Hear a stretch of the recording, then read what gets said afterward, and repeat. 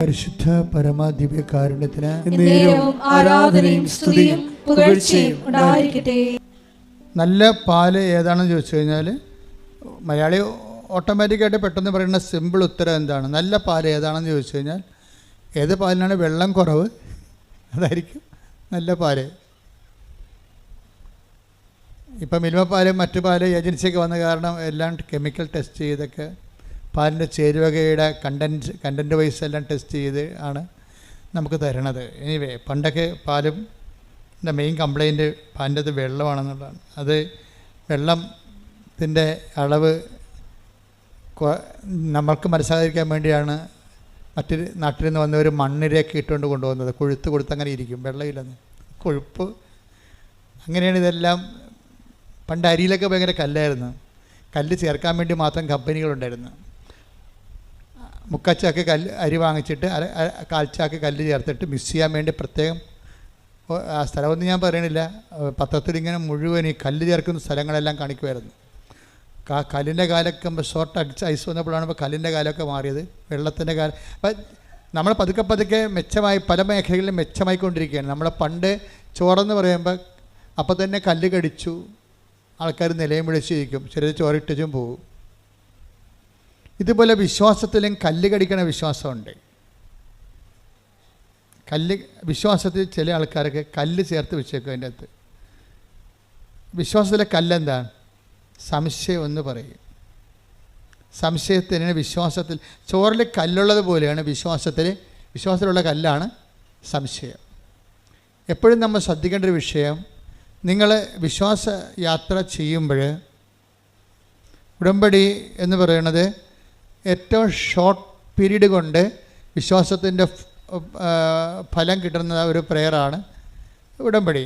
പക്ഷേ ആ ഷോർട്ട് പീരീഡിൽ എങ്ങനെയാണ് പെട്ടെന്ന് നമുക്ക് ഈ ഫലം കിട്ടുന്നതിന് രണ്ട് കാരണങ്ങളുണ്ട്. ഒന്ന്, ദൈവം നിങ്ങളുടെ അവിശ്വാസം നോക്കാതെ ദൈവം ഇങ്ങോട്ട് കോൺട്രിബ്യൂട്ട് ചെയ്യും. അത് ആദ്യത്തെ കാലത്തേ ഉള്ളൂ കേട്ടോ. ഉടമ്പടിക്കാരറിയാം നിങ്ങളിപ്പോൾ. അപ്പോൾ ഉടമ്പടിയിൽ ഇപ്പോൾ ആദ്യം ഉടമ്പടി എടുക്കുമ്പോൾ തന്നെ പെട്ടെന്ന് കുറച്ച് അനുഭവം കിട്ടി കഴിയുമ്പോൾ നിങ്ങൾ ഓർക്കരുത് മൊത്തം ഇനി ഇങ്ങനെ തന്നെ ആയിരിക്കുമെന്ന്. അങ്ങനെ തന്നെ ആയിരിക്കത്തില്ല. ആദ്യം 1-2 അനുഭവങ്ങൾ തരണം. ദൈവം ഇൻസെൻറ്റീവ് ചെയ്യണതാണത്.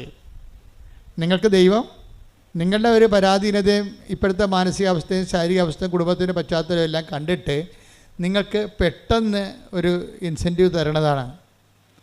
ഇപ്പം അമ്മമാർ കുഞ്ഞുങ്ങൾക്ക് മുല കൊടുക്കത്തില്ലേ? പക്ഷേ 5 വയസ്സാകുമ്പോൾ പറയും നീ പോയി എടുത്ത് കുടിക്കണമെന്ന് പറയും. പാല് അടുക്കളയിൽ ഇരിപ്പുണ്ടെന്ന് പറയും. ആ വിഷയമാരില്ലേ? ടോൺ മാറി. ഒരേ കൊച്ചു കുടിക്കുന്ന സംഭവത്തിന് വ്യത്യാസമൊന്നും ഉണ്ടാകത്തില്ലെങ്കിലും ടോൺ മാറി അമ്മയുടെ. എന്താ കാര്യം?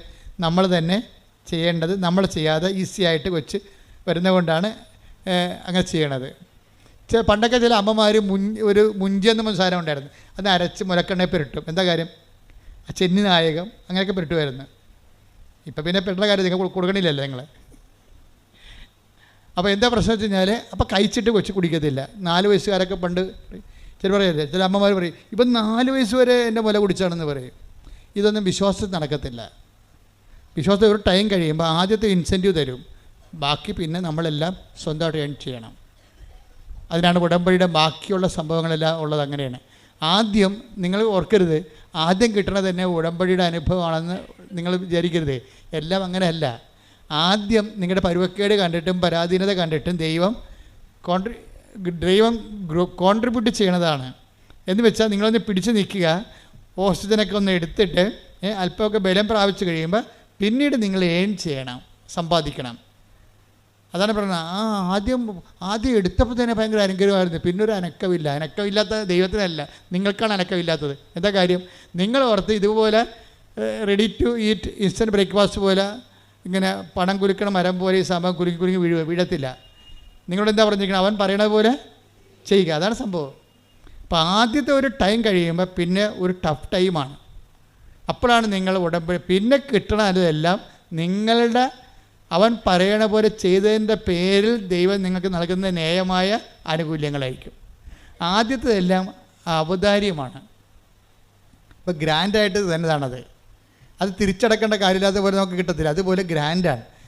പക്ഷേ ഒരു 1-2 അനുഭവങ്ങൾ കഴിഞ്ഞാൽ പിന്നെ ഈ സാധനം ചിലർക്ക് പെട്ടെന്ന് നിങ്ങൾ സ്വിച്ചിട്ട പോലെ നിൽക്കും. അപ്പം നിങ്ങളോർക്കും ഉടമ്പടി ഇത്രയേ ഉള്ളെന്ന്. അല്ല, നിങ്ങൾ ഇത്രയേ ഉള്ളൂ. അതാണ് പ്രശ്നം. ഉടമ്പടി ഇത്രയേ ഉണ്ടായിട്ടല്ല, നിങ്ങൾ ഇത്രയേ ഉള്ളൂ. എന്താ കാര്യം? ഇങ്ങനെ ഓസിന് കിട്ടുന്ന കാര്യം അങ്ങോട്ട് വെട്ടി വിഴുങ്ങിയിട്ട് കൈയും കെട്ടി പഴയതുപോലെ ഇരിക്കും. ഇത് വർക്കൗട്ട് ചെയ്യത്തില്ല. എന്താ കാര്യം? ഇനി നിങ്ങളുടെ ഊഴമാണ്. അവൻ പറയണ പോലെ ചെയ്യണ ഊഴമാണ്. അതാരാണ് ദൈവസ്നേഹത്തോടെ ചെയ്യണത്? ദൈവസ്നേഹത്തോടെ ചെയ്യണമെങ്കിൽ ആദ്യം വേണ്ടത് സംശയങ്ങൾ ഇല്ലാത്ത ഒരു വിശ്വാസം രൂപപ്പെടുത്തിയെടുക്കണം. പല ആൾക്കാർക്കും വിശ്വാസമുണ്ട്, പക്ഷേ പകുതി 50% സംശയവും 50% വിശ്വാസമാണ് ഉള്ളത്.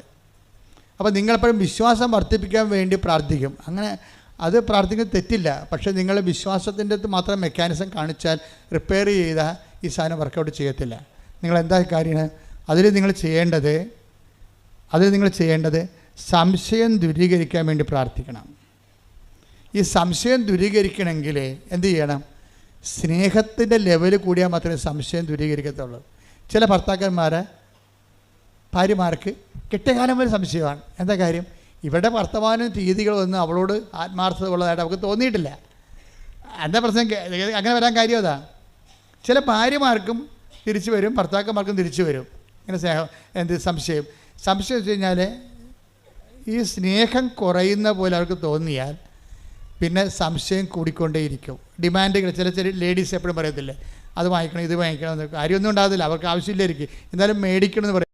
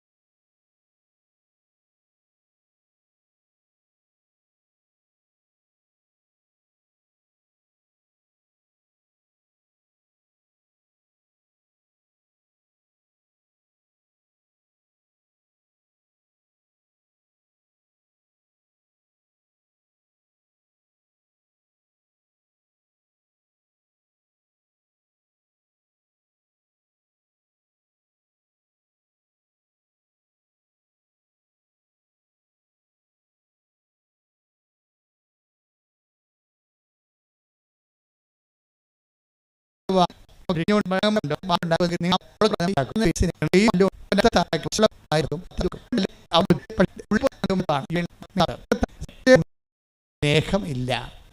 അപ്പോൾ പിന്നെ ആർക്കാണ് മരുന്ന് കൊടുക്കേണ്ടത്? സ്നേഹമാണ്, ലവ് ലെവലാണ് വർദ്ധിപ്പിക്കേണ്ടത്. ഉടമ്പടിയുടെ ഒരു ജീവശാസ്ത്രം, ബയോളജി ഓഫ് ദി കവനൻറ്റ്, അതിൻ്റെ ഗ്രോത്ത് വരുന്ന, അത് വളർന്നു വരുന്ന ഒരു ജീവശാസ്ത്രം അങ്ങനെയാണ്. സംശയങ്ങൾ കുറഞ്ഞുകൊണ്ടിരിക്കാൻ നോക്കുമ്പോൾ അതിന് സംശയം കുറയ്ക്കണമെന്നല്ല പ്രാർത്ഥിക്കേണ്ടത്. പ്രശ്നം എന്താണ്? സ്നേഹം കൂട്ടണമേ. പക്ഷേ സ്നേഹം അതിനൊരു കുഴപ്പമുണ്ട്. ഞാൻ സ്നേഹിക്കുന്നു എന്ന് പറഞ്ഞാലൊന്നും ദൈവം ഏക്കത്തില്ല. ഇന്നല്ലെങ്കിൽ നാളെ തെളിയിക്കാൻ പറയും. അങ്ങനെയാണ് 3 പ്രാവശ്യം പത്തോസിനോട് ചോദിച്ചു. അപ്പോൾ പത്തോസ് അവസാനം പറഞ്ഞു, സ്നേഹിക്കുന്നു അങ്ങേക്കെല്ലാം അറിയാമല്ലോ, എന്നാൽ തല കഴുക്കാൻ പാട് മരിക്കാൻ പറയും. അപ്പോൾ പണി കിട്ടും. മനസ്സിലായില്ലേ? സ്നേഹിക്കുന്നു 10 3 പ്രാവശ്യം പറഞ്ഞ്. പക്ഷേ തൽക്കാലത്തൊക്കെ ആ പാഠം അവിടെ വെച്ച് ആ ടെസ്റ്റ് അവിടെ വെച്ച് അവസാനിക്കുകയാണ്. പക്ഷേ അത് കർത്താവ് പറയും, നീ പറഞ്ഞൊക്കെ ഞാൻ അംഗീകരിച്ചു, പക്ഷേ ഇതിനൊരു ടെസ്റ്റ് ഉണ്ട്. അതെന്താണ്?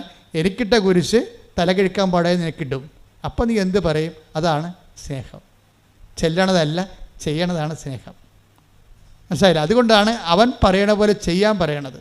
കർത്താവിൻ്റെ നാമത്തിൽ അവൻ്റെ സ്നേഹത്തെപ്രതി നമ്മൾ എന്ത് ചെയ്തു എന്നാണ് ദൈവം നോക്കണത്. പ്രാർത്ഥിക്കുക. കർത്താവായ ദൈവമേ, നിന്റെ സ്നേഹത്തിൽ വളരാൻ, വിശ്വാസത്തിൽ ഉയരാൻ, സംശയം കുറക്കാൻ എന്നെ സ്നേഹത്തിന്റെ പ്രവൃത്തികളുടെ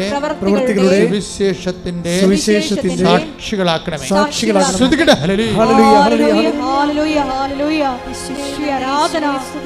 വിശ്വാസം പ്രവൃത്തി പദത്തിൽ കൊണ്ടുവരുവാൻ ഈ ആരാധനയിലൂടെ ഞങ്ങളെ അഭിഷേകം ചെയ്യണമേ. Hallelujah, hallelujah.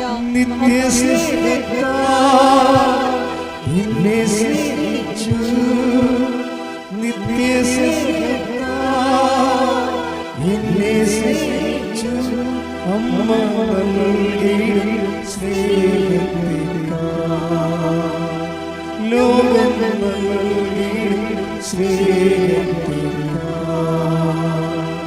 അങ്ങേ വിട്ടെങ്ങും പോകയില്ല അങ്ങേ വിട്ടെങ്ങും പോകയില്ല അങ്ങേ സ്നേഹത്തിൽ നിത്യസാക്ഷിയായ പരിശുദ്ധ പരമദിവ്യകാരുണ്യത്തിന് നേരവും ആരാധനയും സ്തുതിയും പുകഴ്ചയും ഉണ്ടായിരിക്കട്ടെ. ഇപ്പം നിങ്ങൾക്ക് മനസ്സിലായില്ലേ ഉടമ്പടി? അതിൻ്റെ ഉടമ്പടി നമ്മൾ ഒരു ഡ്രൈവർ ആകുമ്പോൾ തന്നെ അതിൻ്റെ മെക്കാനിസ്റ്റും ആകണം. അത് മനസ്സിലായില്ലേ? നമ്മൾ ഉടമ്പടി ഡ്രൈവറായിട്ട് മാത്രം ഇരുന്ന് കഴിഞ്ഞാൽ ഈ സാധനം ഇടയ്ക്ക് വഴി വീണാൽ ആരും സഹായിക്കത്തില്ല. അപ്പോൾ മെക്കാനിസം കൂടി അറിഞ്ഞു കഴിഞ്ഞാൽ നമുക്ക് തന്നെ റിപ്പയർ ചെയ്തുകൊണ്ട് വണ്ടി ഓടിച്ചുകൊണ്ട് പോകാൻ പറ്റും. അപ്പോൾ എന്താ സംഭവം? ഉടമ്പടിക്ക് വീഴ്ച വരാൻ സാധ്യതയുള്ളത് സ്നേഹം, ദൈവസ്നേഹം കൂട്ടാൻ നിങ്ങൾ ശ്രദ്ധിച്ചു കഴിഞ്ഞാൽ മതി. വേറെ ഒന്നും ചെയ്യേണ്ട. ദൈവസ്നേഹം കൂട്ടാൻ വേണ്ടി പ്രവർത്തനമല്ലാതെ അവിടെ കൊണ്ട് പ്രാർത്ഥന കൊണ്ടോ ചൊല്ലൽ കൊണ്ടോ ഒന്നും ചെയ്യാൻ പറ്റത്തില്ല. അപ്പോൾ അതുകൊണ്ട് ചെയ്യണ കാര്യങ്ങൾ അളിഞ്ഞ മോന്തയുമായിട്ട് ചെയ്യരുത്. എനിക്ക് തന്നെ ഈ അളിഞ്ഞ മോന്തക്കാരെ കാണുമ്പോൾ തന്നെ എനിക്ക് പറയും എന്താ കാര്യം? ഞാൻ പറഞ്ഞു നിങ്ങൾ സ്മാർട്ടായിട്ട് നിൽക്കുക. മാതാവിൻ്റെ അടുത്തല്ലേ നിൽക്കണത്, അതായത് നിങ്ങൾ ചായക്കടയിലും ആശുപത്രിയിലും അല്ലല്ല നിൽക്കണത്. ആശുപത്രിയിലാണെങ്കിൽ ഈ മരുന്ന് കഴിച്ചാൽ ശരിയാകുമോ ഇല്ലേ, ഈ ഡോക്ടറാണ്, അതിന് വേറെ ഡോക്ടറുണ്ടാ.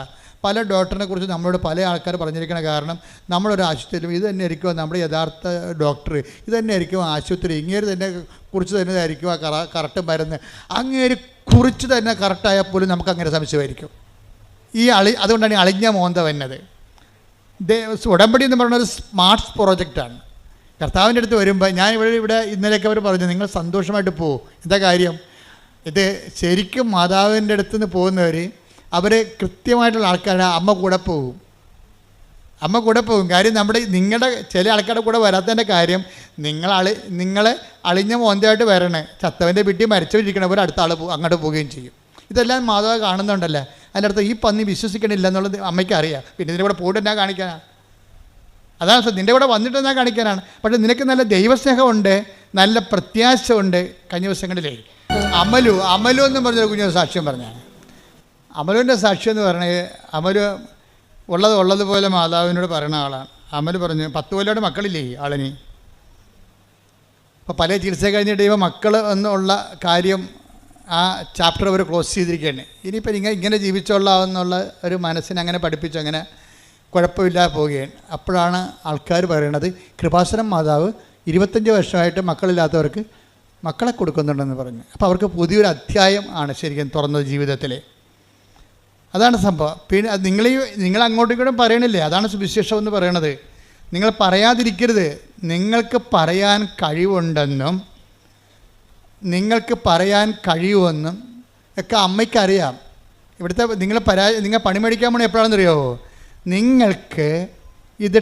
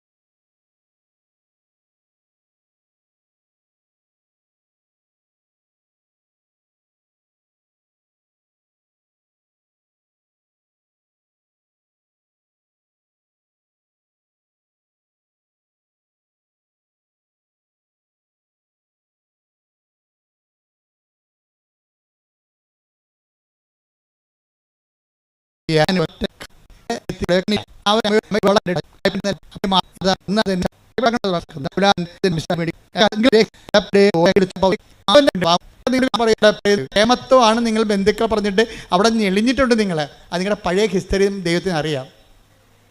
നിങ്ങൾ പണി മേടിക്കണ വഴികൾ ഞാൻ പറയണേ എന്ന് വെച്ചാൽ നിങ്ങൾക്കുണ്ടാകുന്ന ചില ഗുണങ്ങൾ, നിങ്ങൾ വീട് വെച്ച കാര്യം അല്ലെങ്കിൽ നിങ്ങൾക്ക് ചിട്ടി വീണ കാര്യം ഒക്കെ നിങ്ങൾക്ക് നന്മയുണ്ടാകുന്ന കാര്യങ്ങളൊക്കെ നിങ്ങൾ മറ്റുള്ളവരോട് പറയണ സ്വഭാവമാണ് നിങ്ങൾക്കുള്ളത്. അത് എപ്പോഴായാലും നിങ്ങൾ പറയും. പള്ളിയിൽ നിന്ന് വരുമ്പോഴായാലും പോകുമ്പോഴായാലും ഫോൺ എടുക്കുമ്പോഴും പറയും. പക്ഷേ ദൈവം നിങ്ങളുടെ ഇടയിൽ പ്രവർത്തിച്ച കാര്യം നിങ്ങൾ പറയത്തില്ല. അത് നിങ്ങൾ ആത്മശോധന ചെയ്യേണ്ട ഉടമ്പടി പാപമാണ് ശരിക്കും. ഇപ്പോൾ ഈ ഉടമ്പടി കുമ്പസാരം എന്ന് പറയുമ്പോൾ ഞാൻ അച്ഛന്മാരുടെയൊക്കെ ആദ്യമൊന്നും സംസാരിക്കത്തില്ല. കാര്യത്തിൽ എനിക്ക് എന്താ വെച്ചാൽ എനിക്ക് ഉടമ്പടി കുമ്പസാരത്തെക്കുറിച്ച് എനിക്കൊരു ഐഡിയ ഉണ്ട്. എന്താ ഉടമ്പടി കുമ്പസാരം എന്ന് പറയണത്? അത് കരിസ്മാറ്റിക് കുമ്പസാരമോ ഇടവക വാർഷിക ധ്യാനം കുടുംബ കുമ്പസാരമോ അല്ല. ഉടമ്പടി എടുത്തതിന് ശേഷം ഒരു വ്യക്തി ഉടമ്പടിയിൽ ദൈവവുമായിട്ട് ജീവിച്ച് കഴിയുമ്പോൾ ആ വ്യക്തി കൈവരിക്കേണ്ട ചില ആധ്യാത്മിക ഔന്നത്യങ്ങളുണ്ട്. അവിടം വരെ എത്തിയില്ലെങ്കിൽ ഉപേക്ഷ എന്ന പാപമാണത്. മനസ്സിലായില്ലേ? അവിടം വരെ.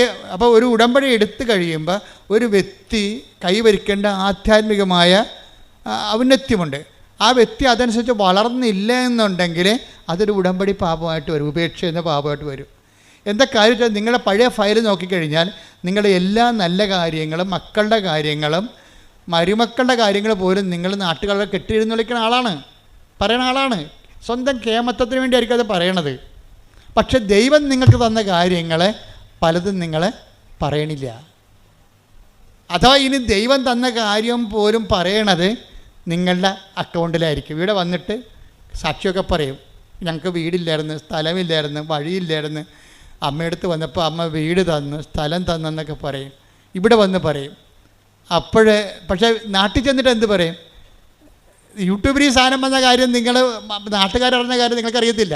നിങ്ങളെ പഴയ സ്വഭാവം അനുസരിച്ച് നാട്ടുകാരോട് പറയും, ഭയങ്കര കഷ്ടപ്പെട്ടാണെങ്കിൽ ഞാൻ മുണ്ട് മുറുക്കി കൊടുത്താണെങ്കിൽ ഒരു വീട് വാങ്ങിച്ച്. അപ്പോൾ മുണ്ട് മുറുക്കി കൊടുത്തത് നിങ്ങൾ, മാതാവ് ഞൊട്ടി. അല്ല സംഭവം ഇതാണ്. ഒരു സാധനത്തിൻ്റെ വേർഷമ്പടം കണ്ടില്ലേ? അതാണ് ഞാൻ പറയും, ഓർഡർ തമ്മാവാ ആളറിയാം. അത് ഞാനല്ല പറയണം, പുള്ളിക്കാരത്തി പറഞ്ഞോളൂ. ആളെ കാണുമ്പോൾ തന്നെ പറയും ചുമ്മാ ഉടായിപ്പാണ്, അനുഗ്രഹം അടിച്ചു മാറ്റാൻ വന്നിരിക്കുകയാണ്, കിട്ടിക്കഴിഞ്ഞാൽ അത് അവളുടെ അക്കൗണ്ടിൽ മാത്രമേ അവളെ കെട്ടി എഴുന്നള്ളിക്കത്തുള്ളൂ എന്നറിയാം. ഇങ്ങനെയുള്ള അഭ്യാസം ഉടമ്പടി നടക്കത്തില്ല.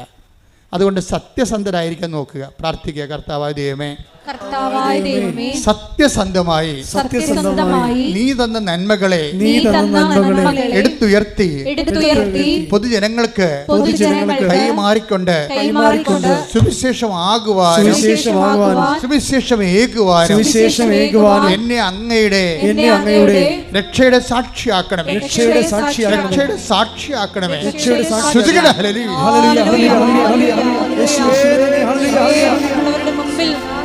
നന്മകൾ പ്രകീർത്തിക്കുവാൻ ധൈര്യത്തോടെ പ്രഘോഷിക്കുവാൻ ആരാധനയിലൂടെ ഞങ്ങൾ അഭിഷേകം ചെയ്യുന്നു.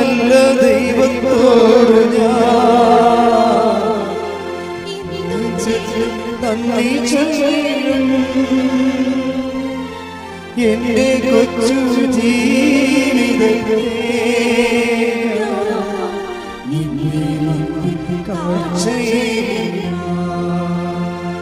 ഇത്ര നല്ല ദൈവത്തോട് ഇന്ദു ചെയ്ത് നന്ദി ചൊല്ലിടും. എന്റെ കൊച്ചു ജീവിതത്തെ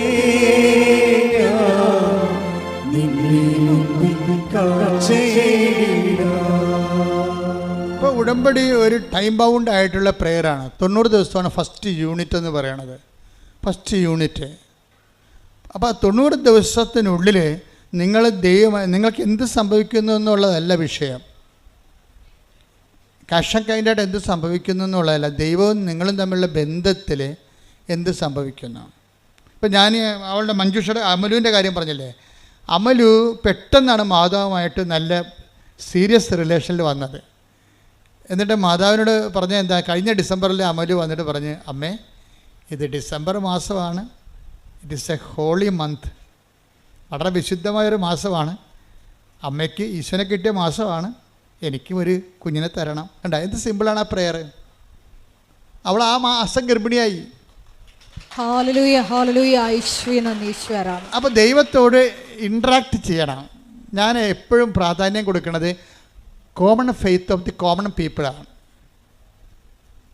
നമുക്ക് സംഭവിച്ചത് വിശ്വാസത്തിന് ഒരു സാങ്കേതിക ജടിലതയിൽ അപ്രാപ്യമായിട്ട് സാങ്കേതിക ജ്ഞാനമായിട്ട് പ്രതിഷ്ഠിക്കപ്പെട്ടത് കാരണം ഈ വിശ്വാസത്തിൻ്റെ നല്ല ഫലങ്ങൾ താഴേക്ക് വരത്തില്ല. താഴേക്ക് വരുത്താൻ വേണ്ടി വല്ല രാഷ്ട്രീയ കഥകളാ, നാട്ടുകഥകളാ, അവിടെ കല്ലില്ല ഇവിടെ കല്ലില്ല എന്നൊക്കെ പറഞ്ഞ് പുൾപ്പിറ്റ് ആ പാടെ കുളമാക്കി കളയും. ജനങ്ങൾക്ക് ദൈവത്തിൻ്റെ വഴികൾ പറഞ്ഞു കൊടുക്കാനും ദൈവാനുഭവത്തിലേക്ക് ജനങ്ങളെ നയിക്കാനും അവർ അനുഭവിച്ച് പരിചയിച്ച ആധ്യാത്മികതയുടെ ചില പുഴുക്കുത്തുകളെ എടുത്തു മാറ്റിയിട്ട് അതിനെ ക്രെഡിലൈസ് ചെയ്തിട്ട് അതിലവരെ ബൂസ്റ്റ് ചെയ്യുകയാണ് ഉടമ്പടി ചെയ്യണത്. എന്നിട്ട് ഇപ്പം നിങ്ങൾക്ക് സംസാരിക്കാൻ നല്ലോണം അറിയാം, അപ്പോൾ ദൈവത്തോട് നിങ്ങൾ അമ്മയെന്നല്ലേ വിളിക്കണത്, അല്ലേ? അല്ല കളക്ടർ എന്നല്ലേ വിളിക്കണത്, അമ്മ. അപ്പോൾ നമുക്ക് ആ ഒരു അമിക്കബിലിറ്റി ഉണ്ട് പ്രെയറിലേ. അപ്പോൾ നിങ്ങൾ അമലു എന്താ ചെയ്യണത്? അമ്മേ, ഇതൊരു നല്ല മാസമാണ്, നല്ല വിശുദ്ധമായ മാസമാണ് ഡിസംബർ. അമ്മയ്ക്ക് ഉണ്ണീശനെ കിട്ടിയ മാസമാണ്, എനിക്ക് ഒരു കുഞ്ഞിനെ തരണം. സിമ്പിളല്ലേ പ്രെയർ? ഇതിനേക്കാൾ വലിയ പ്രാർത്ഥന എന്തുകൊണ്ട്? ആ പ്രാർത്ഥന അപ്പം തന്നെ അമ്മ പച്ചമഷിക്ക് അങ്ങോട്ട് ഒപ്പിട്ട് സാങ്ഷൻ ചെയ്യുകയാണ്. ആ ആഴ്ച തന്നെ അവൾ പ്രഗ്നൻ്റ് ആകുകയാണ്. എന്ത് രസമാണ് കേൾക്കാൻ. അവൾ കുഞ്ഞിനെയും കൊണ്ട് കഴിഞ്ഞ ദിവസം വന്നിരുന്നു ഇവിടെ. 10 കൊല്ലമായിട്ട് ഇതിനെക്കുറിച്ചൊരു ഐഡിയ ഇല്ലാതെയാണ്. നമുക്കൊരു സങ്കല്പമില്ലാത്ത സംഭവങ്ങളെല്ലാം മാതാവ് ഇതെല്ലാം നമുക്ക് തൊടാവുന്ന രീതിയിൽ അനുഗ്രഹമായിട്ട് കയ്യിൽ തരും. പക്ഷെ നമുക്കെന്താ വേണ്ടത്? അമലുവിന് സംശയമില്ല അവൾ പറയുന്നതിൽ. ആ വർത്തമാനം കേട്ടാൽ മനസ്സിലാവും, സ്നേഹം മാത്രമേ ഉള്ളൂ, അതിൽ സംശയമില്ല. ആ വർത്തമാനം സ്കാൻ ചെയ്യുമ്പോൾ അറിയാൻ പറ്റും. എന്താണ്? ഓ, ഞാനിങ്ങനെയൊക്കെ പറയണേ, കിട്ടുക വെറുതെ, ഇത് രൂപമല്ലേ, അമ്മയല്ലല്ല. അവിടേക്കാണ് പ്രശ്നം വേണ്ടത്. ഇത് രൂപമല്ലേ, അമ്മയല്ല എന്നാണ് പറഞ്ഞിരിക്കുന്നത്. ഈ വങ്കന്മാർക്കാണ് ഇങ്ങനെയൊക്കെ തോന്നണത്. കാരണം അതായത് അനുഭവമുള്ളവർ അമ്മയുടെ സാന്നിധ്യത്തിൻ്റെ പ്രതീകമാണിത്. ഞാനിവിടെ സംസാരിക്കുമ്പോൾ എൻ്റെ അമ്മയോടാണ് സംസാരിക്കുന്നത്. ആ റെലവെന്ന് പറഞ്ഞാൽ ആത്മബന്ധത്തിൻ്റെ ആന്തരികതയാണ്. അതെന്ന് പറയണത് ധ്യാനത്തിനേക്കാൾ വലിയ സംഭവമാണ്. ആത്മബന്ധത്തിൻ്റെ ആന്തരികത നമുക്കറിയാമല്ലോ. നമ്മൾ എന്ത് ജ്ഞാനം, ഇപ്പോൾ എന്ത് കറണ്ട്, എത്ര കറണ്ട്, നിങ്ങളൊരു കാര്യം സിമ്പിളായിട്ട് മനസ്സിലാക്കണേ. എത്ര കറണ്ട് ഇടുക്കിയിലുണ്ടാക്കിയാലും നാട്ടിൽ വരണത് എന്തിലൂടെയാണ്? ഒരു വയറിലൂടെയാണ് വരണത്. ഇത്രയേ ഉള്ളപ്പോൾ നമ്മൾ എത്ര കിലോ വോട്ട് കറണ്ട് ഉണ്ടാക്കിയാലും വരണത് കമ്പിയിലൂടെയാണ്. അല്ലാതെ കമ്പിയില്ലാതെ കറണ്ട് നമുക്ക് വയർലെസ് സൗണ്ട് വരും. സൗണ്ട് വയർലെസ്സിലൂടെ വയറില്ലെങ്കിലും വരും. പക്ഷേ കറണ്ട് വയർലെസ്സായിട്ട് വരത്തില്ല. നമ്മൾ എത്ര വോട്ട് കറണ്ട് ഉണ്ടാക്കിയാലും വരണത് കമ്പിയിലൂടെയാണ്. നിങ്ങൾ ദൈവത്തെക്കുറിച്ച് എന്ത് പഠിച്ചാലും, സ്വർഗത്തിൽ പോയി കുത്തിയിരുന്ന് പഠിച്ചാലും ട്രാൻസ്മിഷൻ പ്രാർത്ഥനയിലൂടെ വരത്തുള്ളൂ. അതെപ്പോഴും മനസ്സിലാക്കണം. പിടിയാ, നിങ്ങൾ ദൈവത്തെക്കുറിച്ച് എന്ത് ശാസ്ത്രം പഠിച്ചാലും ശരി, ദൈവത്തോടുള്ള കമ്മ്യൂണിക്കേഷൻ പ്രാർത്ഥനയിലൂടെ വരത്തുള്ളൂ. അല്ലെങ്കിൽ പ്രാർത്ഥനാ നിർഭരമായ പ്രവർത്തനങ്ങൾ, അതിൻ്റെ കണ്ടൻറ്റ് വൈസ് സ്നേഹമാണ്, അല്ല വേറെ ഒന്നുമല്ല. വിശ്വാസം എന്ന് പറഞ്ഞു കഴിഞ്ഞാൽ വിശ്വാസത്തിൻ്റെ അകത്തുള്ള കുഴപ്പം, അതിൻ്റെ അകത്ത് നമ്മൾ സൂക്ഷിച്ചില്ലെങ്കിൽ സംശയത്തിൻ്റെ ഒരു ചേരുവകം ഉണ്ടാകും. അതുകൊണ്ട് ദൈവം നിങ്ങൾ വിശ്വാസത്തെ ഒത്തിരിയിട്ട് വർദ്ധിപ്പിക്കാൻ വേണ്ടി അതിൻ്റെ അകത്ത് റിപ്പയർ ചെയ്യാൻ നോക്കണ്ട, ടൈം എടുക്കും. അതിന് പറയും നിങ്ങളെന്താ ചെയ്യേണ്ടത്? ദൈവത്തോടുള്ള സ്നേഹം വർദ്ധിപ്പിക്കണം. എന്താ കാര്യം? സ്നേഹം വർദ്ധിക്കുന്നുണ്ടെങ്കിൽ, ദൈവത്തോടൊക്കെ സ്നേഹം ഉണ്ടെങ്കിൽ നിങ്ങൾക്ക് നിങ്ങളുടെ നാത്ത് ചില ആൾക്കാർ പറയുന്നത്, എൻ്റെ അച്ഛ എന്ത് ചെയ്യാനാണ് അച്ഛ, എൻ്റെ മാല അവൾ കൊണ്ടുപോയി, ഇപ്പം തരാമെന്ന് പറഞ്ഞ് കൊണ്ടുപോയതാണ്. അവളുടെ മാല ചിട്ടിക്ക് എടുത്തപ്പോൾ പണയം വെച്ച് പോയി. അങ്ങനെ ആ മാല, അപ്പോൾ അവൾക്കൊരു കല്യാണം ഉണ്ടായിരുന്നു. ആ കല്യാണത്തിന് ഇരവ് എന്നോട് ചോദിച്ചതാണ്. പാവപ്പെട്ടവരുടെ ജീവിതം ഭയങ്കര കഷ്ടമാണേ. അങ്ങോട്ട് ചോദിക്കൊടുക്കും അവർ. എടുത്തിട്ട് പിന്നെ എന്ത് ചെയ്യും? അവർ അപ്പുറത്തെ കല്യാണത്തിന് പോകാൻ വേണ്ടി മേടിച്ച മാലയാണ്. പക്ഷേ ആ പന്നി അതിനല്ല ചെയ്തത്, അവർ വിറ്റ് കളഞ്ഞ സാധനം. ഈ മനുഷ്യരോട് നമുക്ക് സംസാരിക്കാൻ പറ്റുമോ? പിന്നെ ഇവളെന്നെ പറ്റിപ്പാണ് ആൾ, എൻ്റെ മാല ഊരിക്കൊണ്ടുപോയി എന്നോട് ചോദിക്കാൻ വിറ്റ ആളാണ്, ഇനി എൻ്റെ അടിച്ചതിൻ്റെ അകത്ത് അവളെ കയറ്റത്തില്ലെന്ന് പറയും. പക്ഷേ ഉടമ്പടി എടുത്താൽ പറയാൻ പറ്റത്തില്ല. എന്താ കാര്യം? നമ്മൾ ദൈവത്തെയാണ് സ്നേഹിക്കണത്. പിടിയാ. അപ്പം നിങ്ങൾക്കിട്ട് പണി തന്ന ആൾക്കാരോടും നിങ്ങൾ ഉടമ്പടിയോട് കൂടി നിരപ്പാകാൻ നോക്കണം. കാര്യം വിശ്വാസമല്ല വലുത്, എന്താണ്? സ്നേഹമാണ്. കാര്യം എന്താണ്? ആ മാലയെക്കാളും നാത്തുവിനോടുള്ള വൈരാഗ്യത്തെക്കാളും എൻ്റെ ദൈവത്തെ ഞാൻ സ്നേഹിക്കുന്നു. സ്നേഹിക്കുന്നവരെന്താ പറഞ്ഞിരിക്കുന്നത്? നിങ്ങൾ ശത്രുവിനായാലും എന്നെ പ്രതി സ്നേഹിക്കണം. അതാ പ്രശ്നം. അത് എന്നിട്ട് കർത്താവ് ചോദിക്കും, സ്നേഹിക്കുന്നവരെ മാത്രമാണ് നിങ്ങൾ സ്നേഹിക്കണമെങ്കിൽ പ്രതിഫലത്തിന് എന്താണ്? Take the word of God. ശ്രുതിക്കട്ടെ. ഹല്ലേലൂയ, ഹല്ലേലൂയ, ഹല്ലേലൂയ, ഹല്ലേലൂയ, ഹല്ലേലൂയ, ഹല്ലേലൂയ. യേശുവേ നന്ദി. ഹല്ലേലൂയ, ഹല്ലേലൂയ. യേശുവേ ആരാധന, ആരാധന. മത്തായി 5:46. മത്തായി 5:46. നിങ്ങളെ സ്നേഹിക്കുന്നവരെ നിങ്ങൾ സ്നേഹിച്ചാൽ. കേട്ടോ എന്താ പറയണത്? നിങ്ങളെ സ്നേഹിക്കുന്നവരെ നിങ്ങൾ സ്നേഹിച്ചാൽ നിങ്ങൾക്ക് എന്ത് പ്രതിഫലമാണ് ലഭിക്കുക? നിങ്ങൾക്ക് എന്ത് പ്രതിഫലമാണ് ലഭിക്കുക? ചുങ്കക്കാർ പോലും അത് തന്നെ ചെയ്യുന്നില്ലേ? അതെന്താ സംഭവിച്ചു കഴിഞ്ഞാൽ, ഈ ചുങ്കക്കാരാണെങ്കിൽ പോലും അവർ സ്നേഹിക്കുന്നവർക്ക് തന്നെ അവർ അങ്ങോട്ടും ഇങ്ങോട്ടും സ്നേഹിക്കുന്നുണ്ട്. പക്ഷെ അതിന് ദൈവത്തിൻ്റെ തിരുസന്നിധിയിൽ നിന്ന് നമുക്ക് റിവാർഡൊന്നുമില്ല. പ്രതിഫലം എന്ന് പറഞ്ഞാൽ ആര് തരേണ്ടതാണ്? ഇതാ ഞാൻ വരുന്നു, എൻ്റെ പ്രതിഫലവും കൊണ്ട് വരുന്നു എന്നാണ് പറയണത്. കൃപയുടെ അവസാന കാലത്തിൻ്റെ വരവിന്, അവസാന കാലത്തെ വരവിൽ പറയണത് ഇതാ ഞാൻ വരുന്നു, എൻ്റെ പ്രതിഫലവും കൊണ്ട് വരുന്നു, അഥവാ എൻ്റെ സമ്മാനവും കൊണ്ട് വരുന്നു. അപ്പോൾ അതാരാണ്? ദൈവത്തിൽ നിന്ന് ലഭിക്കുന്നതാണ് പ്രതിഫലം എന്ന് പറയണത്. ദൈവത്തിൽ നിന്ന് ലഭിക്കുന്നതിനാണ് പ്രതിഫലം എന്ന് പറയണത്. അതെങ്ങനെ കിട്ടണത് നമുക്ക്? അത് നമുക്ക് കിട്ടണം, നിങ്ങളെ സ്നേഹിക്കുന്നവരെ മാത്രം നിങ്ങൾ സ്നേഹിച്ചാൽ ദൈവത്തിൽ നിന്നൊന്നും പ്രതീക്ഷിച്ചിട്ട് കാര്യമില്ല. ഓക്കെ അല്ലേ? ഓക്കെ അല്ലേ? പറച്ച് എന്ത് ചെയ്യണം? ശത്രുക്കളെ സ്നേഹിക്കണം, ദ്രോഹിക്കുന്നവരെ ആശീർവദിക്കണം. സെൻറ്റ് പോൾ പറയും ആശീർവദിക്കുക മാത്രമേ ചെയ്യാവൂ. ഇതിനെ ഉടമ്പടിക്ക് പറ്റുന്ന രീതിയിൽ നമ്മുടെ ജീവിതം ക്രമീകരിക്കുകയാണ്, ജീവിതം പുനഃക്രമീകരിക്കുകയാണ്. എന്താ ഇത് പെട്ടെന്ന് സ്പീഡാക്കാനുള്ള മാർഗ്ഗമാണ്. ഉടമ്പടി അനുഭവങ്ങളെ പെട്ടെന്ന് സ്പീഡാക്കാനുള്ള മാർഗ്ഗം. സ്പീഡാക്കുക എന്ന് പറഞ്ഞു കഴിഞ്ഞാൽ അതിൻ്റെ അകത്ത് നമുക്ക് നമ്മുടെ റോഡിലൊക്കെ ചില റോഡുകളൊക്കെ പോയാൽ നമുക്ക് ഭയങ്കര സ്ലോ ആയിരിക്കും. കട്ടറും അല്ലേ, ബമ്പും ഹമ്പും കട്ടറും എല്ലാം കൂടി അങ്ങനെ വിടും. പക്ഷേ അങ്ങനെയല്ല, ഇതെല്ലാം നിരപ്പാകും. ജനങ്ങളുമായിട്ട് നമ്മൾ നിരപ്പായി കഴിഞ്ഞാൽ ദൈവത്തിൻ്റെ ഇടപെടലിൻ്റെ സ്പീഡ് കൂടും. അതുകൊണ്ടാണ് സെൻറ്റ് ജോണൊക്കെ പറയണത്. എന്താ പറയണത്? കുന്നും മലയും നിരപ്പാക്കുവിൻ. അതാണ് സംഭവം. കുന്നും മലയും വളഞ്ഞവ ഋജുവാക്കപ്പെടും. അപ്പം നേരെ എല്ലാ വിഷയത്തിൻ്റെ പിന്നിലും സൂത്രപ്പണികളൊന്നും പറ്റത്തില്ല, മറിച്ച് നേരെ പോകാൻ പറ്റത്തുള്ളൂ. നമുക്കിത്തിരി നഷ്ടം, സാമ്പത്തിക നഷ്ടം മാനുഷികവും ഭൗതികമായിട്ടും ഉണ്ടായാലും സൂത്രപ്പണി പറ്റത്തില്ല. അപ്പോൾ ഇതിന് നമ്മൾ എപ്പോഴും ചെയ്യേണ്ടത്, ഉടമ്പടിയിലേക്ക് വരുമ്പോൾ സ്പീഡാകണമെങ്കിൽ ആദ്യം എന്ത് ചെയ്യും? ഈശോ വരാൻ പോയപ്പോൾ യോഹന്നാൻ എന്താ പറഞ്ഞത്? യോഹന്നാൻ പറഞ്ഞത് എന്താണ്? വൃക്ഷങ്ങളുടെ വേരിന് കോടാലി വയ്ക്കപ്പെട്ടിരുന്നു, ഫലം തരാത്ത വൃക്ഷങ്ങളെ വെട്ടിത്തീരെറിയപ്പെടും. എന്നിട്ട് പറഞ്ഞാൽ കുന്നും മലയും നിരപ്പാക്കപ്പെടും. അപ്പോൾ ഇങ്ങനെ നേരെ ആക്കി കഴിഞ്ഞാൽ, അതായത് വളവ്, വഞ്ചന, ചതി, പറ്റിപ്പ്, ഇങ്ങനെയുള്ള ഓരോ കുടില സൂത്രങ്ങളൊക്കെ എല്ലാം റെക്ടിഫൈ ചെയ്യണം. ദൈവത്തിന് പ്രവർത്തിക്കാൻ പറ്റുന്ന രീതിയിൽ നമുക്കവിടെ നഷ്ടവും ലാഭവും നോക്കരുത്. ദൈവമാണ് ഏറ്റവും വലിയ ലാഭം. പിടികിട്ടുന്നുണ്ടോ? ദൈവമാണ് ഏറ്റവും വലിയ ലാഭം. അതായത് ഒരു പശു നമ്മൾ 40,500 രൂപയ്ക്ക് വാങ്ങിച്ചു, അത് അതിനെ വിറ്റപ്പോൾ 35,750 രൂപ. ലാഭമോ നഷ്ടമാണ്?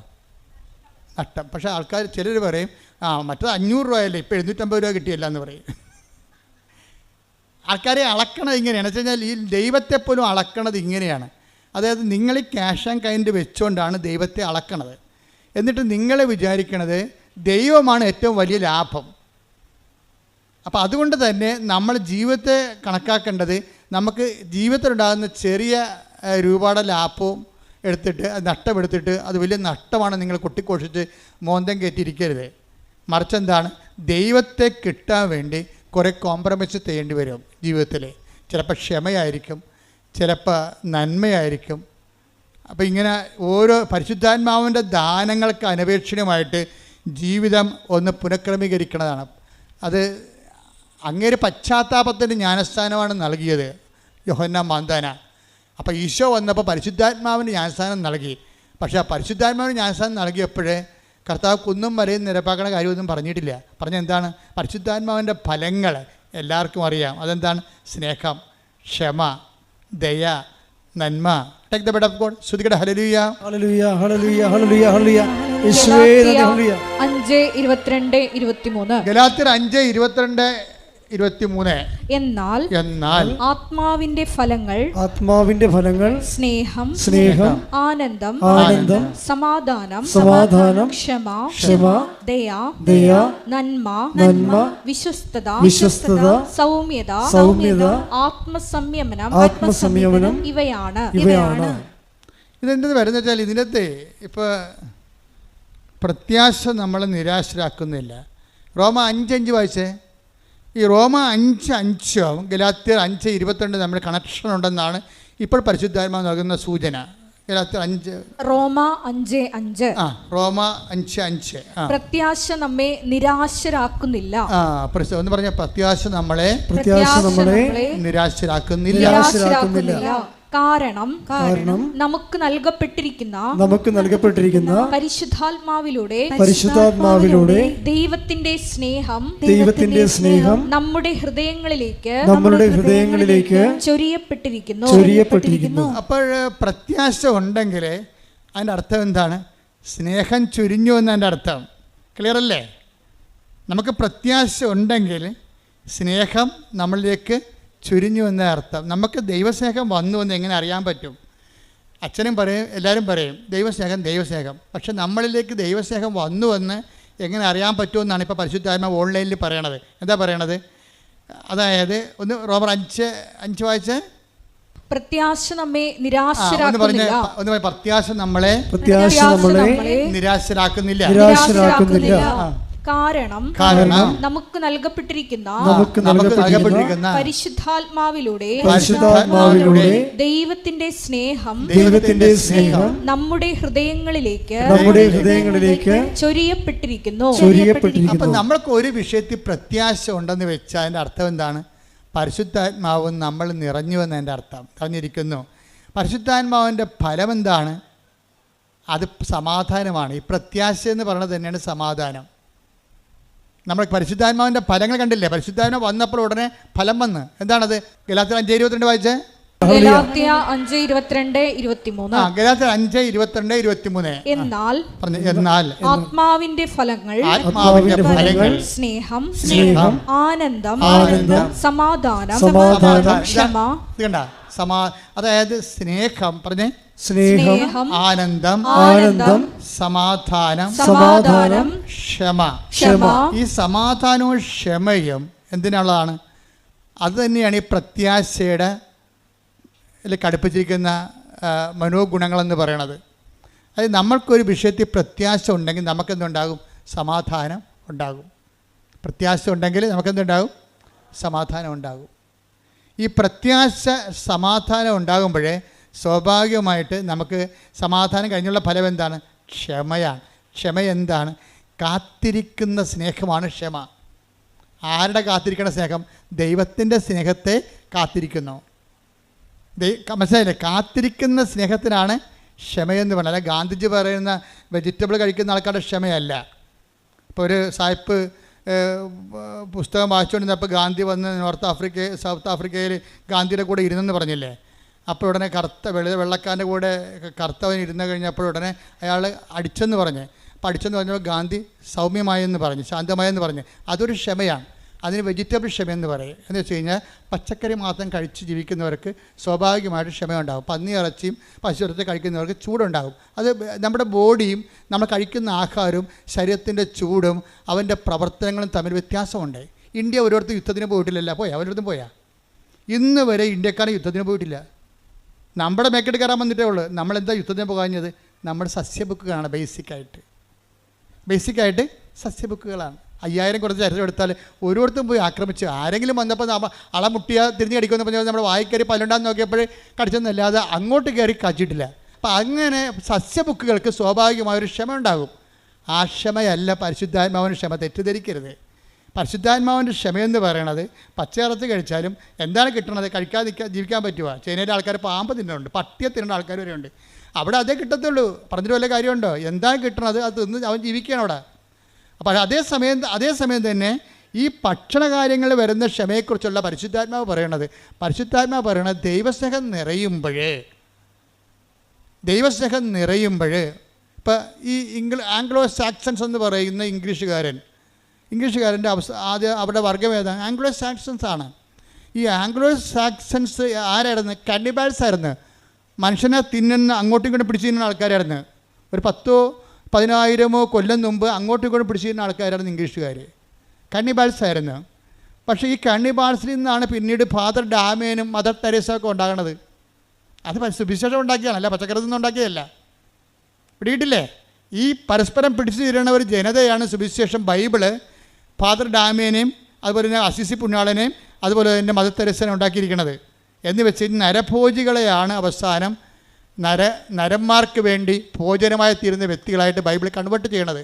ഇത് ഭക്ഷണപാനീയങ്ങൾ കൊണ്ടും അനുഷ്ഠാനക്രമങ്ങൾ കൊണ്ടാക്കിയതല്ല. പരിശുദ്ധാത്മാവ് നിറയുമ്പോൾ, ഒരു വ്യക്തിക്ക് നിറയുമ്പോഴുണ്ടാകുന്ന വ്യത്യാസങ്ങളാണ് ഉണ്ടാകുന്നത്. ഇതിനെ നാഗാലാൻഡിലൊക്കെ നമ്മൾ ചെല്ലുമ്പോൾ കാണുന്നത് എന്താ? പണ്ടത്തെ നാഗാലാൻഡുമാരുടെ ചരിത്രം എന്താ? ഇപ്പോഴും ചിലരന്മാർ കണ്ട് നാഗൻസിൻ്റെ കഴുത്തിലൊക്കെ, പഴയ നാഗൻസിൻ്റെ കഴുത്തിലൊക്കെ 25 തലയോട് 35 തലയോടൊക്കെ മാല പോലെ കോർത്തിട്ടിരിക്കുകയാണ്. എന്താ കാര്യം? അവൻ എത്ര പേരെ കൊന്നിട്ടുണ്ടോ അതാണ് അവൻ്റെ ബലം. ഇപ്പം ഗുണ്ടകളൊക്കെ എന്ന് പറഞ്ഞാൽ എത്ര പേരെ തട്ടിയിട്ടുണ്ട്, അതല്ലേ അവരുടെ ബലം. അപ്പം അങ്ങനെയുള്ള നാഗന്മാരാണ് ഇന്ന് സുവിശേഷം സ്വീകരിച്ചിട്ട് സുവിശേഷ പ്രവർത്തനമായിട്ട് മാറണത്. എന്തിൻ്റെ ഗുണമാണത്? ഭക്ഷണത്തിൻ്റെ. ആ പഴയ ഭക്ഷണത്തിൻ്റെ അവരിപ്പോൾ പട്ടിയിറച്ചി ഇപ്പോൾ തിന്നുന്നുണ്ട്.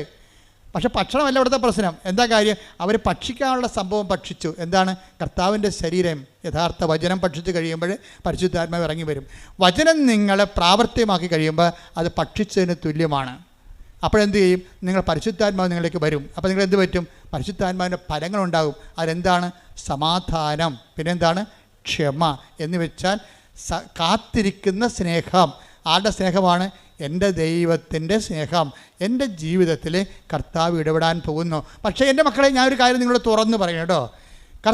ഈ സ്നേഹം, ക്ഷമ അല്ലെങ്കിൽ സമാധാനം എന്ന് പറയണത് വരാൻ പോകുന്ന കാര്യങ്ങളെക്കുറിച്ചുകൊണ്ട് പരിശുദ്ധാത്മാവ് നമുക്കൊരു നോട്ട് തരും. അങ്ങനെയാണ് നമുക്ക് സമാധാനം ഉണ്ടാകണത്. സുവിശേഷത്തെ സമാധാനം എന്ന് പറഞ്ഞാൽ അതാണ്. എന്ന് വെച്ചാൽ നമ്മൾ സുവിശേഷം ജീവിച്ച് കഴിയുമ്പോൾ, ദൈവത്തിൻ്റെ സ്നേഹത്തിൻ്റെ വക്താക്കളെ കഴിയുമ്പോൾ, പരിശുദ്ധാത്മാവ് വരാൻ പോകുന്ന കാര്യങ്ങളെക്കുറിച്ച് നമുക്കൊരു നോട്ട് തരും. അങ്ങനെയല്ല നമുക്ക് കാത്തിരിക്കുന്ന സ്നേഹമല്ലേ സമാധാനം. അപ്പോൾ നമുക്ക് സംഭവിക്കാൻ പോകുന്ന കാര്യങ്ങളെക്കുറിച്ച് നമ്മൾക്ക് പരിശുദ്ധാത്മാവ് ഒരു നോട്ട് തരുമ്പോൾ നമ്മൾ സമാധാനമായിട്ടിരിക്കും. അതുകൊണ്ടാണ് ഇസ്രായേൽക്കാർ അങ്ങോട്ടും ഇങ്ങോട്ടും കാണുമ്പോഴും, ചിലർ മുസ്ലിംസ് അങ്ങോട്ടും ഇങ്ങോട്ടും കാണുമ്പോഴൊക്കെ ഈ സലാമൊക്കെ പറയും, ഷാലോം എന്ന് പറയും. ഈശോ തന്നെ പ്രത്യക്ഷപ്പെട്ട് കഴിഞ്ഞപ്പോൾ അലക്കുസ്ലാമ എന്ന് പറയും. എന്താണ്? സമാധാനം എന്നാണ്. എന്ന് വെച്ചാൽ വരാൻ പോകുന്ന ഈ പരിശുദ്ധാത്മാവിനെ കാത്തിരിക്കുക എന്നതിൻ്റെ അർത്ഥം. അലക്കുസ്ലാമ, നിങ്ങൾക്ക് സമാധാനം എന്ന് വെച്ചതിൻ്റെ അർത്ഥമാണ്. പിന്നെ എന്താ പറയുക? അലക്കുസ്ലാമ എന്ന് ഈശോ 7 പ്രാവശ്യം പറയും. 7 പ്രാവശ്യം പറഞ്ഞതിന് ശേഷം എന്താ പറയണത്? സ്ലാമ എന്ന് വെച്ച് കഴിഞ്ഞാൽ സമാധാനം, എന്ന് വെച്ച് കഴിഞ്ഞാൽ കാത്തിരിക്കുന്ന സ്നേഹം, ദൈവത്തിൻ്റെ പരിശുദ്ധാത്മാവ് നിങ്ങളിലേക്ക് വരാൻ പോകുന്നു. അപ്പോൾ സ്ലാമ എന്ന് ഈശോ പറഞ്ഞതിന് ശേഷമാണ് പറയണത്, ഞാൻ എൻ്റെ പിതാവിനോട് ചോദിക്കുകയും നിത്യം നിങ്ങളോടുകൂടി ആയിരിക്കുവാൻ മറ്റൊരാശ്വാസകനെ നിങ്ങൾക്ക് അയച്ചു തരികയും ചെയ്യും. ആശ്വാസകൻ എന്ത് ചെയ്യും? കർത്താവ് പറഞ്ഞിട്ടുണ്ട്, വരാൻ പോകുന്ന കാര്യങ്ങൾ നിങ്ങളോട് സംസാരിക്കും. Take the word of God. യോഹന്നാൻ 16:14. അവൻ സ്വമേധയാ ആയിരിക്കില്ല സംസാരിക്കുന്നത്. അവൻ സ്വമേധയാ ആയിരിക്കില്ല സംസാരിക്കുന്നത്. അവൻ കേൾക്കുന്നത് മാത്രം സംസാരിക്കും. വരാനിരിക്കുന്ന കാര്യങ്ങൾ അവൻ നിങ്ങളെ അറിയിക്കും. അവൻ എനിക്കുള്ളവയിൽ നിന്ന് സ്വീകരിച്ച്. എന്താ പ്രശ്നം വെച്ച് കഴിഞ്ഞാൽ അതായത് ഏറ്റു പറഞ്ഞ വരാനിരിക്കുന്ന കാര്യങ്ങൾ അവൻ നിങ്ങളെ അറിയിക്കും. അപ്പൊ നിങ്ങൾ ഇന്റൻഷൻ വെക്കലേ 6 കാര്യങ്ങൾ പറയാൻ പറഞ്ഞില്ലേ? അപ്പൊ പണ്ടൊക്കെ ഞാൻ പറയാമായിരുന്നു, ഞാൻ ഇടയ്ക്ക് പറയാൻ മറന്നുപോയതാ. ഇപ്പൊ ആൾക്കാർ 6 കാര്യത്തിന് 7 കാര്യം എഴുതി വെക്കും. അതാ പ്രശ്നം. ഒരു കോളം വിട്ടാൻ പറയുമായിരുന്നു. 6 കാര്യങ്ങളിൽ ഒരു കോളം ഒന്നും എഴുതരുതെന്ന് പറയുമായിരുന്നു. എന്താ കാര്യം? അത് പരിശുദ്ധാത്മാവിൻ്റെ കോളമാണ്. അവിടെ പരിശുദ്ധാത്മാവാണ് വരേണ്ടത് അവിടെ. കാര്യം പരിശുദ്ധാത്മാവ് വന്നാൽ എന്താ ഗുണമെന്ന് പറഞ്ഞാൽ, പരിശുദ്ധാത്മാവ് വന്നാൽ വരാനിരിക്കുന്ന കാര്യങ്ങൾ 16-14 വർക്കൗട്ട് ചെയ്യും. എന്താ പറഞ്ഞത്? വരാനിരിക്കുന്ന കാര്യങ്ങൾ. യോഹന്നാൻ 16:14 എന്താണത്? വരാനിരിക്കുന്ന കാര്യങ്ങൾ അവൻ നിങ്ങളെ അറിയിക്കും. നിങ്ങളൊന്ന് പറഞ്ഞ വരാനിരിക്കുന്ന കാര്യങ്ങൾ അവൻ നിങ്ങളെ അറിയിക്കും. അപ്പോൾ വരാനിരിക്കുന്ന കാര്യങ്ങൾ എന്ന് പറയുമ്പോഴേ ഇപ്പം നമ്മൾ റെയിൽവേ സ്റ്റേഷനിലൊക്കെ നിൽക്കുമ്പോഴുണ്ടല്ലോ, ഇപ്പോൾ ചിലർ പറയും വണ്ടി താമസമാണ്, വണ്ടി ഇല്ല ഇന്ന് എന്നൊക്കെ പറയുമ്പോൾ ഈ ആൾക്കാർ അവിടെ നിൽക്കുമ്പോൾ ഈ കമ്പ്യൂട്ടറൊക്കെ നോക്കാൻ അറിയാൻ പാടില്ലാത്തവരാണെങ്കിൽ നമ്മൾ പ്രാന്ത് പിടിപ്പിക്കും. എന്താ കാര്യം? ഇന്ന് വണ്ടി ഇല്ലെന്നാണ് തോന്നുന്നത്, ആ വണ്ടി ഇല്ലെന്ന് തോന്നണം. അപ്പോഴാണ് കുറച്ച് കഴിയുമ്പോഴാണ് നമ്മൾ ആ കമ്പ്യൂട്ടറെ ആ വണ്ടിയുടെ നമ്പർ കുത്തി കഴിയുമ്പോഴാണ് ആ വണ്ടി നമുക്ക് ആലപ്പുഴ പോകേണ്ടതാണ്. ഇപ്പം നമ്മൾ തൃശ്ശൂർ നിൽക്കുകയാണ്, ആ വണ്ടി തൃശ്ശൂരിന് വടക്കാഞ്ചേരി എത്തിയെന്ന് കാണിക്കും അവിടെ. അപ്പോൾ വരാനിരിക്കുന്ന കാര്യങ്ങൾ അറിയുമ്പോൾ നമുക്ക് സമാധാനം കിട്ടത്തില്ലേ? ഇല്ലേ? തൃശ്ശൂർ വണ്ടി ഇല്ലെന്നൊക്കെ പറഞ്ഞപ്പോൾ പക്ഷേ വാച്ച് നോക്കി ഇനി അടുത്ത വണ്ടിക്ക് പോകണമല്ലോ, നടന്ന് പോകണോ, ബസ്സിന് പോകണമെന്നൊക്കെ ചോദിച്ചാൽ നമുക്ക് സമാധാനം പോയിരിക്കുകയല്ലേ. അപ്പോഴാണ് കമ്പ്യൂട്ടറിൽ നമ്മൾ വണ്ടിയുടെ നമ്പർ അടിക്കണത്. അപ്പോൾ എന്താ പറയും? വടക്കാഞ്ചേരി എന്ന് കാണിക്കും. അപ്പോൾ തൃശ്ശൂർ നിൽക്കുന്ന പാർട്ടി കുഴപ്പമില്ല, ഇനിയിപ്പോൾ അരമണിക്കൂറിൽ വണ്ടി ഇവിടെ വരും. വരാതിരിക്കുമ്പോൾ നമുക്ക് എന്താ സംഭവിച്ചത്? നമുക്ക് സമാധാനം കിട്ടി. അതാണ് ഈ പറയണത്. അപ്പോൾ സമാധാനവും പരിശുദ്ധാത്മാവും തമ്മിൽ ബന്ധമുണ്ട്. എങ്ങനെയുള്ള ബന്ധമാണ്? വരാൻ പോകുന്ന കാര്യങ്ങൾ അവൻ നിങ്ങളെ അറിയിക്കും. ഇപ്പം ക്ഷമയെന്ന് പറഞ്ഞാൽ എന്താണ്? കാത്തിരിക്കുന്ന സ്നേഹം. അപ്പം ക്ഷമയും സമാധാനവും ഒരു സംഭവം തന്നെയാണ്. രണ്ട് അനുഭവങ്ങളാണ്. എന്ന് വെച്ച് കഴിഞ്ഞാൽ ഒന്നിൻ്റെ അകത്ത് ഈ സമാധാനം കാത്തിരിക്കുന്ന സ്നേഹമാണ് സമാധാനമെങ്കിൽ ആ കാത്തിരിക്കാൻ വരുമ്പോൾ മനുഷ്യന് വരുന്നതാണ് ക്ഷമ കെടും. ക്ഷമ കെടെന്ന് പറഞ്ഞതിൽ ക്ഷമക്കൊരു കുഴപ്പമുള്ളത്, പെട്ടെന്ന് ഈ സാധനം കാറ്റ് വരുമ്പോൾ കെട്ടുപോകും. വിളക്കിന് പിടിക്കണ പോലെ വിളക്ക് കത്തിച്ചാൽ നമ്മളെന്ത് ചെയ്യും? കാറ്റുണ്ടെങ്കിൽ കൈ പിടിക്കും, ഇല്ലേ? ഈ കൈ പിടിക്കുന്ന പരിപാടിക്കാണ് ക്ഷമ, സഹിക്കുന്ന സ്നേഹമെന്ന് പറയണത്. ക്ഷമയെന്ന് പറഞ്ഞാൽ എന്താണ്? സഹിക്കുന്ന സ്നേഹമാണ്. കാത്തിരിക്കുന്ന സ്നേഹം തന്നെയാണ്, പക്ഷേ അതിൻ്റെ കാത്തിരിക്കുന്ന സ്നേഹം സമാധാനമാണ്, സഹിക്കുന്ന സ്നേഹം ക്ഷമയാണ്. അപ്പോൾ ഈ കാത്തിരിക്കുന്ന സ്നേഹത്തിന് ചില സമയത്ത് ഇത്തിരി നീട്ടം കൂടി പോയി കഴിഞ്ഞാൽ നമുക്കൊരു ക്ഷമകേട് വരും. ആ ക്ഷമകേട് വരാൻ വേണ്ടി എന്ത് ചെയ്യും? നമ്മൾ ക്രിസ്തുവിൻ്റെ നാമത്തിലേക്ക് നമ്മുടെ ക്ഷമകേട് നമ്മൾ അക്കൗണ്ട് ചെയ്യും.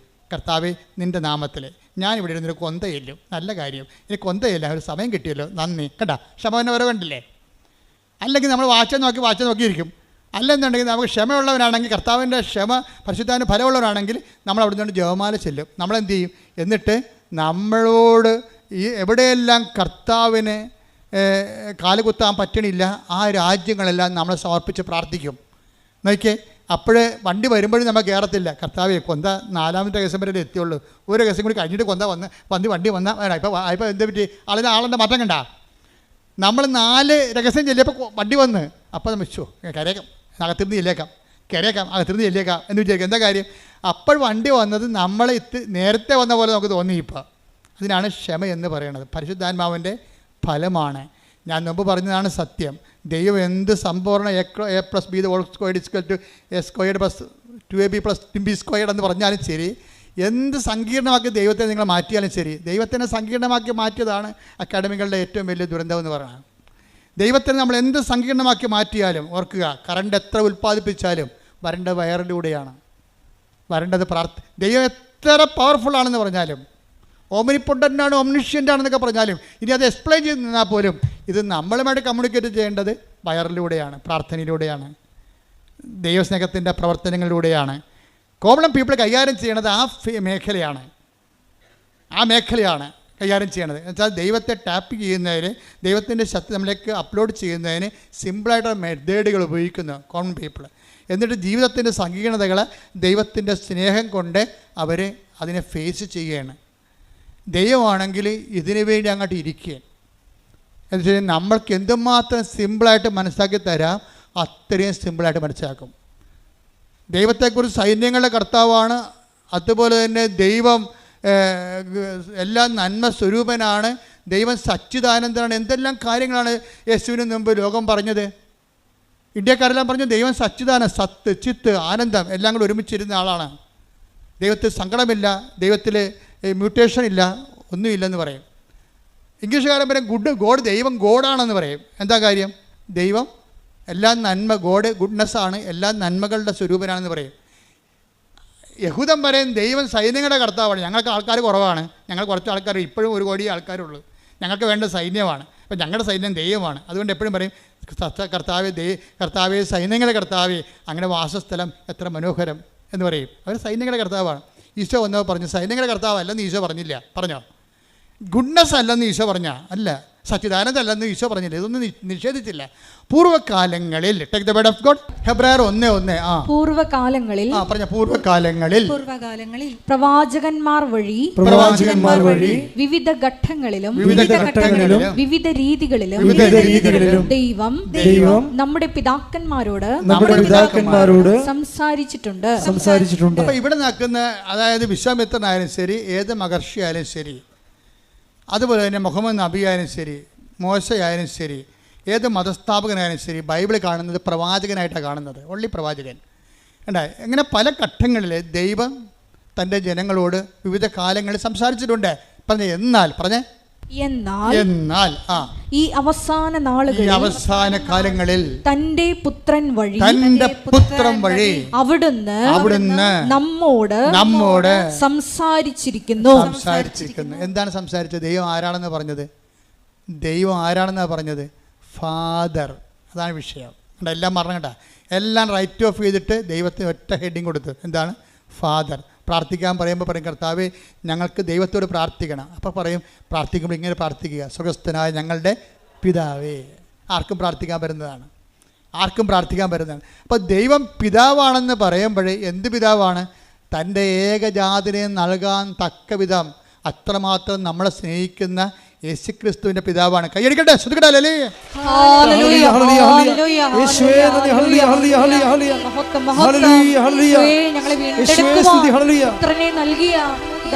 ദൈവത്തിന്റെ സ്നേഹത്തിന് നന്ദി പറയുന്നു. അവിടുത്തെ രാജ്യം വരേണമേ, അങ്ങേ തിരുഹിതം ഭൂമിയിൽ